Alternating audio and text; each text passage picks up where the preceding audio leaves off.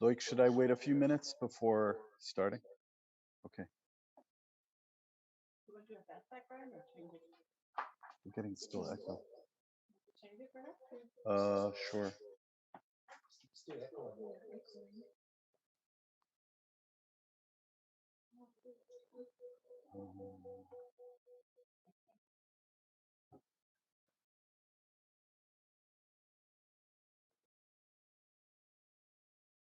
This one?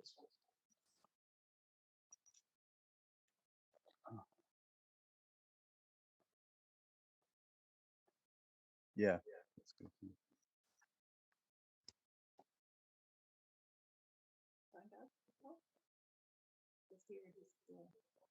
It's downloading.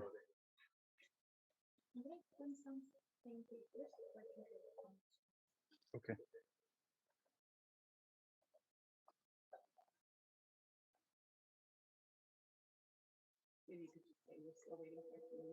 Am I now blurred? Yeah. Hi, everybody. We're just going to wait a few minutes before starting to let the room fill up.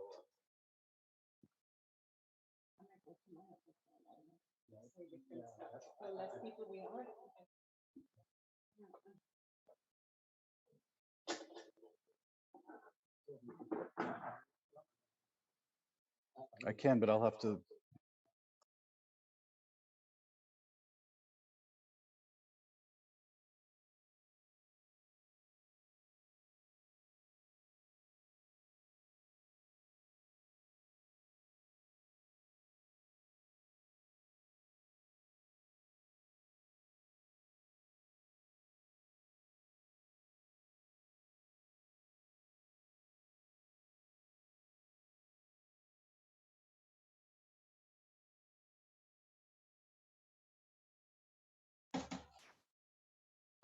Good afternoon, everybody, and welcome to this side event or online workshop on minorities subjected to to contemporary forms of slavery, addressing a global concern. This is an event that is convened by the UN Voluntary Trust Fund on Contemporary Forms of Slavery, Minority Rights Group International, Anti-Slavery International, and the UN Special Rapporteur on Contemporary Forms of Slavery. This is a timely moment to talk about contemporary forms of slavery, an issue which is globally not yet gaining the attention that it needs in order to address it in a comprehensive and effective way. With the publication of the new ILO Walk Free IOM Global Estimates of Modern Slavery last Monday, a spotlight was shed on contemporary forms of slavery, making the world abruptly aware that these manifestations not only continue to exist globally, but they have actually affected more people than a few years ago. According to the report, there are 50 million people in situations of so-called modern slavery on any given day, either forced to walk against their will or in a marriage that they were forced into, forced to work against their will or in a marriage that they were forced into. This number translates to nearly 1 of every 150 people in the world. The previous estimates released in 2017 referred to just over 40 million people in modern slavery, so the increase seen in the last years is a major concern. Contemporary forms of slavery disproportionately affect persons belonging to ethnic, religious, and linguistic minority communities and people. And to gain a better understanding thereof, the Special Rapporteur on Contemporary Forms of Slavery, Tomoya Obokata, focused his latest thematic report on minority communities. And this was presented to the Human Rights Council yesterday. I believe you probably have followed the interactive dialogue online. This year marks the 30th anniversary of the Declaration on the Rights of Persons belonging to national or ethnic, religious, and linguistic minorities. And in this context, it is important to highlight the situation of these people and communities with regard to labor and/or sexual exploitation amounting to slavery. The current side event we are holding here today seeks to give voice to minority and migrant communities affected by contemporary forms of slavery. The aim is also to discuss concrete steps to be taken by states and other stakeholders to more effectively prevent address, and eliminate contemporary forms of slavery affecting minorities by taking the recommendations of the Special Rapporteur's report as a basis. I'll just say a few words of housekeeping, namely that this event is in English, but that there is live captioning in English if you would like to have access to it. There's a button apparently at the bottom that can activate the live transcript, so it will be running in Zoom. The event is live streamed on YouTube. A link to the YouTube channel will be circulated following the during or following the meeting. I believe it will be posted in the chat. And there is a staff member of Minority Rights Group International who is online and can address technical concerns as they come up. Our understanding is that everyone is here voluntarily. If you would like to leave, you are free to do so. Please simply depart if you feel like it's not comfortable to be participating. The United Nations aims to track what we call reprisals against any person who has cooperated with the UN. So if you or someone you're aware of has suffered any negative consequences as a result of participating in this meeting, please do reach out to one of the organizers so that we can at least keep track of that. I do need to stress that our modes of actually protecting people are quite limited. And so that is not a promise of stringent security measures. It's simply a mode for keeping track of what may be negative consequences for working in collaboration with the United Nations.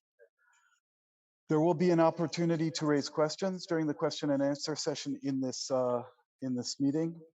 If you would like to take part in the question and answer session, you use the raise your hand function, and then the moderator will unblock you. And with that, I would just do the run of show.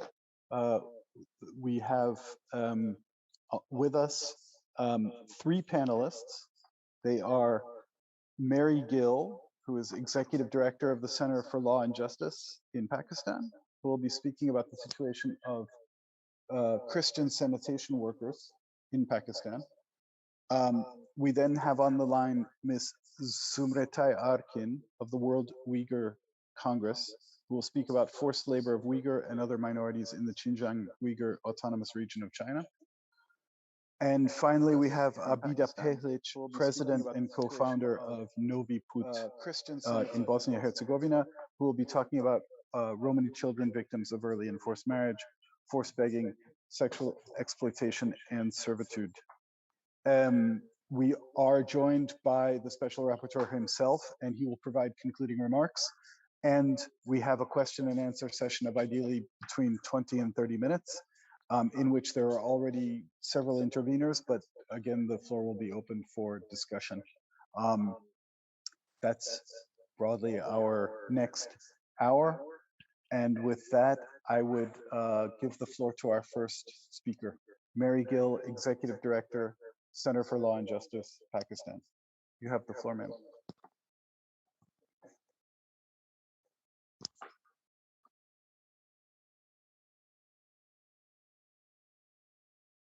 Thank you, Minority Rights Group International. I'm honored to be part of this intervention, and I have been given this opportunity to speak on the situation of sanitation workers in Pakistan and why it is important and how it is relevant to the anti-slavery movement and how we see it as a contemporary form of slavery. So I'll try to explain a bit of it, how what is the situation here and why this is a forced labor. Just to give you a brief background about Pakistan, it's a South Asian country that is the second most populous with 210 million population, and it only has 4% population that is non-Muslim, who are predominantly Hindu and Christians, mainly coming from scheduled caste backgrounds. Many of them, these non-Muslims, they work as sanitation laborers, a job that is highly unhygienic and life-threatening. Each year, many sanitation workers die during work. They are poorly paid and often not regularized, so the threat of being unemployed remains open to forcing them into this dangerous work. These workers are treated as untouchables. No one likes to sit close to them, shake hands, and eat or drink with them. The hatred towards them has forced them to live in separate ghettos, mostly. From society to the state, it is believed that the work is reserved for non Muslims, particularly Christians. And we have ample evidence through our research that not only the society at large believes, but also the state. This is a state sponsored discrimination that we also see it as a discrimination based on work and descent. And most of the Christians, because they come from a historically designated caste for sanitation work, government advertisements often require Christians and sometimes scheduled caste Hindus in this occupation. I'll just try to put some light briefly on a heroic incident, on a horrific incident that happened in October last year. It was in the city of Sargodha, that is from the place 200 kilometers away from where I'm speaking from. It was a Sunday evening, and three sanitation supervisors called about 12 sanitation laborers from home to clean underground sewer pipelines by going down 25 feet down without any mask or protective equipment. It was a holiday, and most of those workers were at home, and they were unwilling to come. It was also late at night and quite cold. But the supervisors used threats. They bullied them and on the phone and pressurized these workers to arrive at the scene and open the clogged sewer line, which was very close to the hospital. It is also seen in several other cases that those supervisors are usually Muslims, and those workers, and because we're talking about central Punjab, those workers are usually Christians. And they were, when they went down, so they were working in two different sewer lines, and one of the worker, Michael Massey, he was 32 years old. He went down, but he fainted suddenly due to the poisonous gases.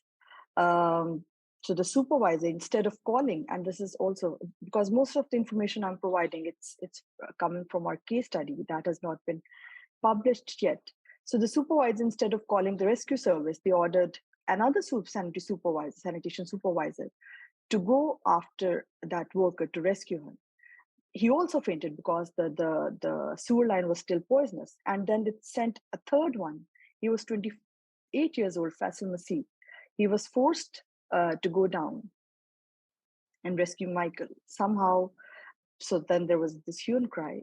They both initially, they were reluctant and hesitant, but the supervisors, again, forced them to comply with their orders. The surname Masih does not mean that they were relatives. Masih means Messiah, and most of the convents from Hindu low caste backgrounds adopted this surname to mark their conversion. So, after following orders, now three Masihs were struggling for their lives in the manhole. Despite poisonous gases, Masih and Faisal, Nadeem and Faisal, they managed to transport uh, Michael using a broken ladder, and by then the rescue service had arrived. But that rescue service, they took the Michael, who they took their body and he was provided first aid, but no one was able to go down to save Nadeem and Faisal. They struggled for 4 long hours, and on the outside of the sewer line there was a fully equipped rescue service with plenty of staff, but they refused to go down because it was too dangerous for them, even if they had all the protective equipment.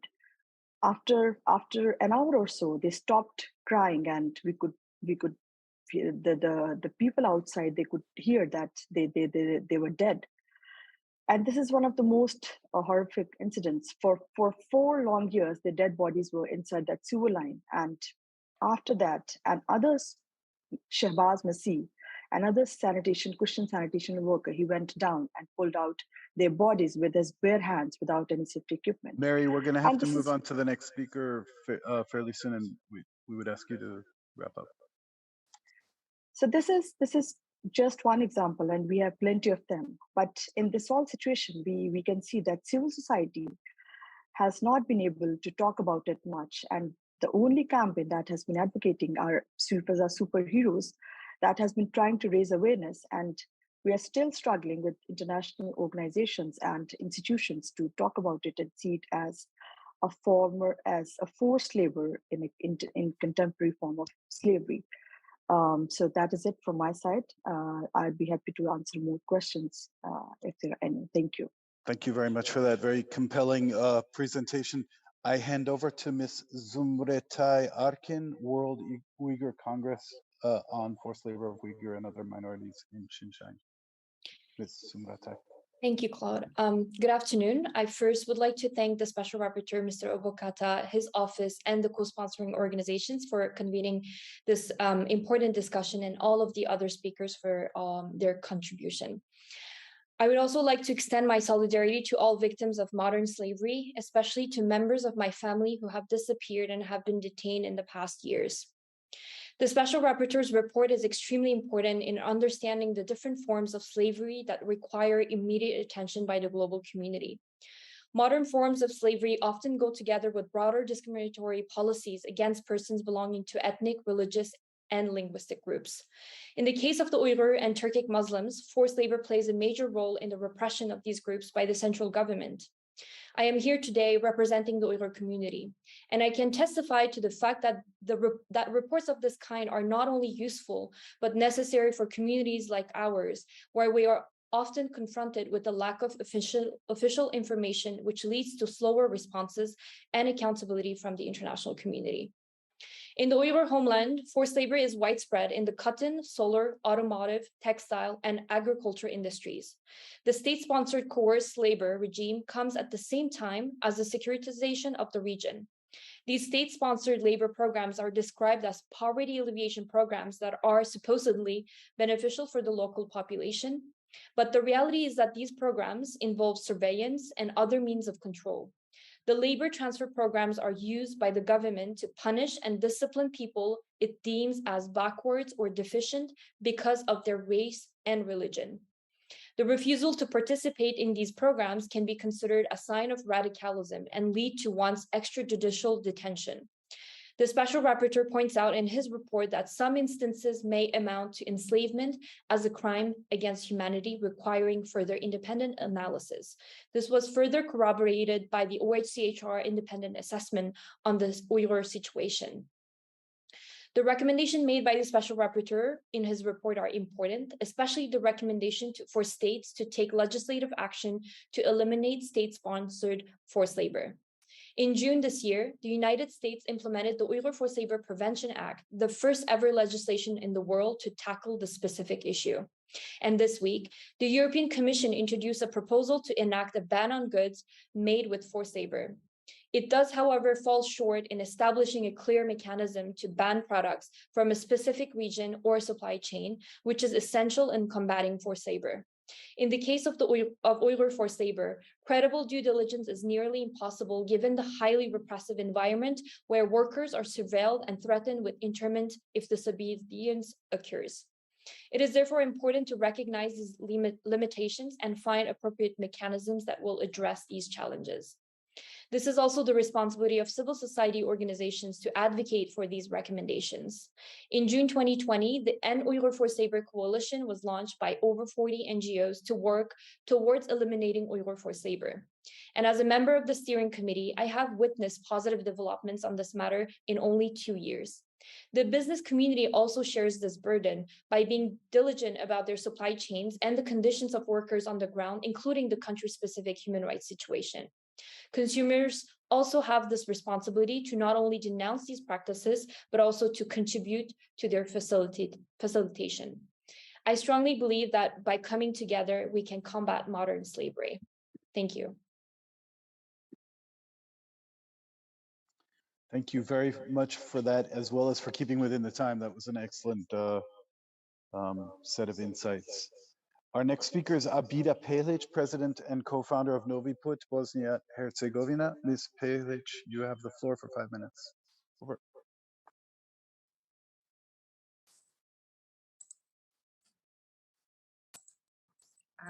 My video is blocked. I cannot start it, so I would kindly ask the IT to help to open my camera.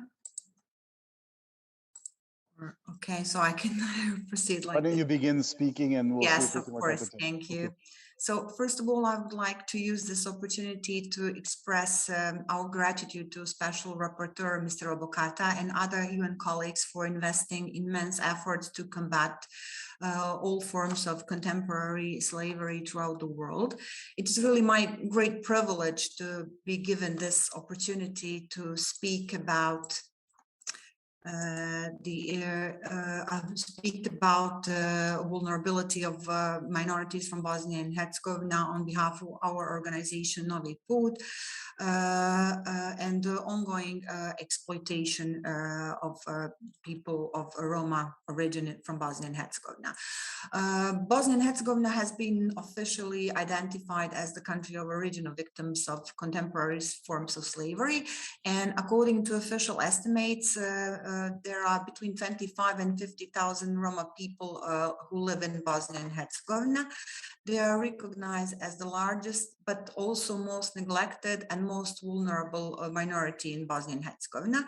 And they are experiencing social exclusion and because of the many factors such as their low socioeconomic status, poverty, racism, and discrimination they are experiencing. They are very uneducated. They have high unemployment rate. Many of them still lack birth registration document, and because of all of that, they are at high risk of becoming victims of contemporary forms of slavery. In the period 2017-2019, Bosnia and Herzegovina was downgraded to Tier 2, a watch list of the US STIP report for 3 consecutive years. And in 2019, 61 person was identified as victim.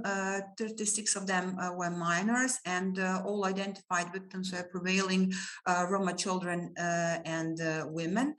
And in 2021, for example, out of 61 identified victims, 45 of them were minors. So 90% of the identified victims were minors, and also most of the identified victims were women and children of Roma origin.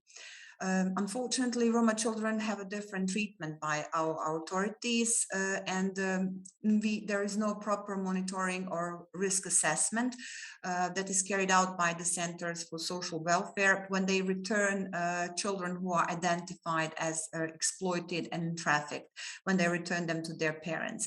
And for example, in 2021, prosecutors returned 16 children to family members who were involved in their exploitation. And the assistance is provided only to those victims who are identified, which is really a small percentage in comparison to those who are actually subjected to forced begging, domestic servitude, child marriages, and all other forms of exploitation, and they routinely go unidentified. I would just remind all of you about the Hamidovic case, which is one of the biggest cases of exploitation of children in Europe, which involved exploitation of Roma children across EU. And even the Consul of Bosnia and Herzegovina in our embassy in Paris was involved and sentenced for providing fake travel documents for trafficked children. Primary education is compulsory in Bosnia and Herzegovina. However, and unfortunately, many schools ignore the fact that when Roma children ditch classes, they mostly do not report on that and wait until Roma children reach the age when they don't have to go to school. So many of them are illiterate. In order to reduce the vulnerability, Novi Put tried and started implementing literacy courses for Roma children who have not been included in regular education system. So we would prefer them to be attending a regular primary school, but unfortunately, until the situation situation changes for better, we think that even this unofficial education would significantly contribute to empowerment of Roma children. And also there is a big problem regarding prejudice and discrimination. As I said, children often sent back to who were actually exploiting them in the first place. And this will remain a big problem unless our authorities do not take serious steps to improve the position of Roma people in our country. We still have prevailing prejudices, and law enforcement and social workers simply justified cases of potential child exploitation involving Roma children as traditional cultural practices and customs, and sometimes return children to their families even when parents were involved in their exploitation. I think it's also worth mentioning that Bosnia and Herzegovina is the second poorest country in Europe. Political situation has never been worse since the end of the war, and moreover there are rumors that we are on the brink of a new war. And a vast majority of our population, not only Roma, but all others, are very vulnerable to human trafficking. And also, unfortunately, the government of Bosnia and Herzegovina has been decreasing victim protection efforts, and they do not provide or provide scarce funding for NGOs who work on prevention and assistance provision. And this assistance provision and prevention is in the mandate of NGOs. And we are facing. I'm afraid we're over time. I'm going to have to hand over to the next speaker. Thank you very much. It was very interesting. I hand over to the Special Rapporteur, who is the next speaker. Well, thank you, Claude, and thank you very much, everyone, for attending this today's side event.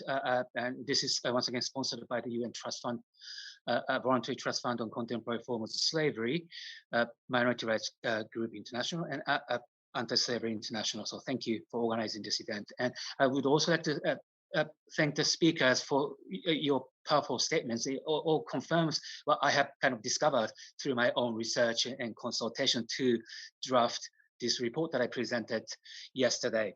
It is as I said in that report, I mean, contemporary forms of slavery affects everyone, particularly vulnerable groups such as minorities, and wherever they are, Uyghur, Kazakh, and Tibetan minorities in China, Roma populations in Europe and beyond, people of African descent in Latin America, and communities of people discriminated on the basis of work and descent in South Asia or Africa. So I mean, in every single continent is affected by it, and I discovered many instances of contemporary forms of slavery, like bonded labor, forced labor, domestic servitude, forced and child marriage, and child labor in different contexts in different continents and countries. So I do think that there's much to be done to address these phenomena, which is mainly caused by the deep-rooted discrimination, which often results from, as I said yesterday, things such as slavery, colonization, inherited status, and formalized and state-sponsored discrimination. And because of this and other intersecting forms of discrimination based on gender, age, nationality, ethnicity, and so on, minority populations are at the very high risk of being exploited. And I gave a number of examples in that regard, and I'm not here to repeat, because I'd rather spend more time in Q&A and giving speakers more chance to talk about their experience. And there's much to be done. This is, primary states are under legal obligation to address forced labor through legislation and other means. But passing legislation is just first step. Deep-rooted discrimination cannot just be erased because of one piece of legislation. So much more needs to be done to raise awareness at the local and national level by involving, first and foremost, minority populations and in particular female leaders and youth leaders who are in a position to be able to advance, and promote and protect the human rights of minority populations. And there are other businesses also have to do a lot more than the important point was raised earlier about how businesses must incorporate UN guiding principles on business and human rights. Once again, member states should take a more proactive approach in promoting human rights due diligence. There's no question about that. But those initiatives must come from within. So I urge all the private businesses and other sectors to incorporate the UN guiding principles as soon as possible. Now, having said that, there are other positive examples that I've noticed during my research. So, for example, a number of countries have implemented so-called temporary special measures, which are designed to enhance, correct the injustice that minority populations have been experiencing, and also, enhance access to decent, high-quality education, decent work, land, and public services. And I've seen these good examples in all regions of the world. And I also like to pay tribute to the work done by civil society organizations, trade unions, and regional and international organizations in protecting the rights of minorities and preventing contemporary forms of slavery. Without them, many more would be in that type of situation. So I'd like to thank you for your continuing effort. But there is much to be done to fully address the deep-rooted discrimination and exploitation among minority communities. And I urge states, first and foremost, and other stakeholders to promote and implement a joined-up approach, meaning that all of us have a role to play, and it is desirable that we work together and not against each other. And certainly it is particularly important to include minority communities and migrant workers as well. As I said, a particular emphasis on female leaders and youth leaders who have been very proactive in advancing the rights of minorities within their own community. And I do believe this is essential in ensuring that even the most marginalized, such as the minority communities, are not left behind, and we can jointly implement commitment under the 2030 agenda for sustainable development. So I'd like to stop here and just I do not want to repeat my report, so I'll stop here. And once again, thank you very much. Open up to Q&A session. Thank you. We have already a number of questions on the typed Q&A chat, but I have 3 very short statements from different members of the organizers before we go there. So I would give the floor first to Chloe Cranston, who leads Anti-Slavery International's work on forced labor in global supply chains. And if you can start raising your hand, if you're interested in taking the floor, then we can keep a running list of people who want to ask. Ms. Cranston, over to you. Great, thank you very much. You have 3 minutes. Okay, I can speak fast, but I'll try and speak clearly as well.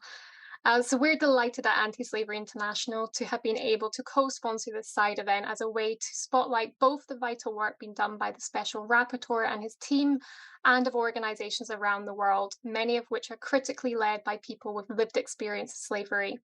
We thank Ms. Gill, Ms. Palish and Ms. Arkin for helping to detail the depth and breadth of the impact that slavery has on communities around the world and the incredibly difficult work being done to tackle it. This is all the more pressing given the news that 10 million more people are now in slavery than 5 years ago, according to the global estimates.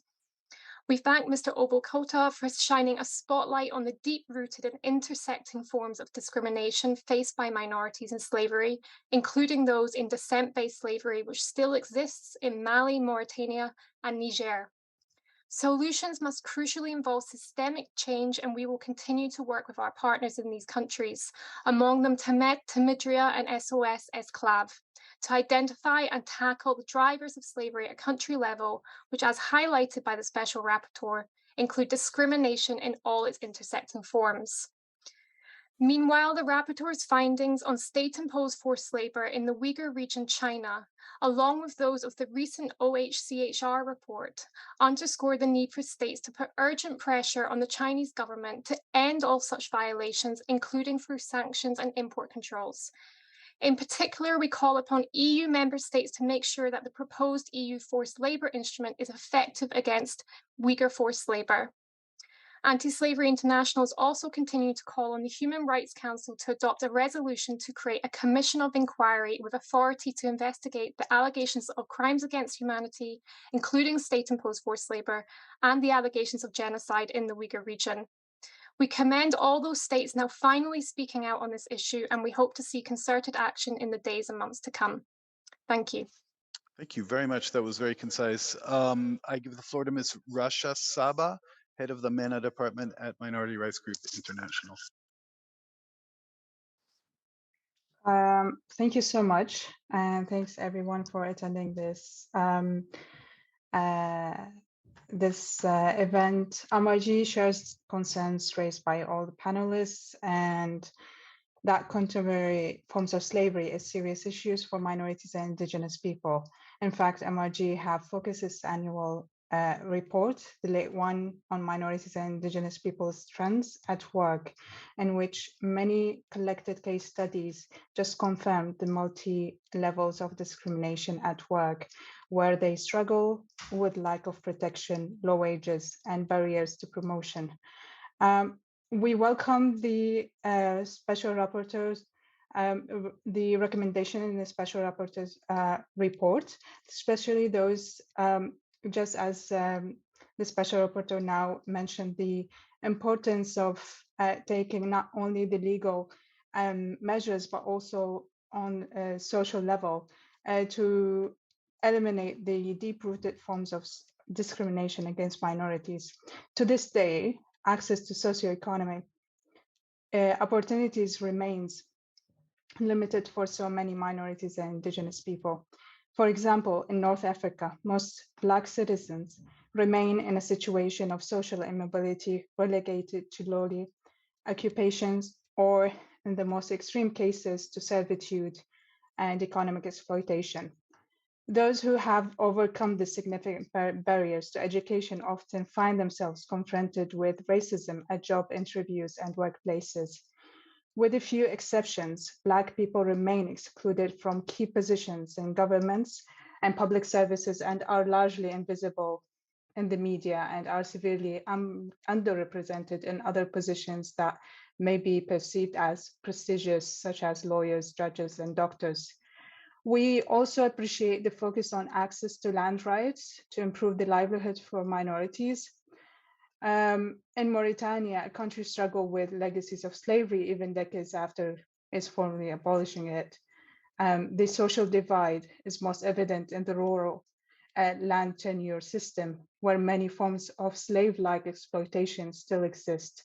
Haratins, one of the country's most marginalized communities, remain in precarious position and still pay various forms of tribute to landowners, although in theory they are free.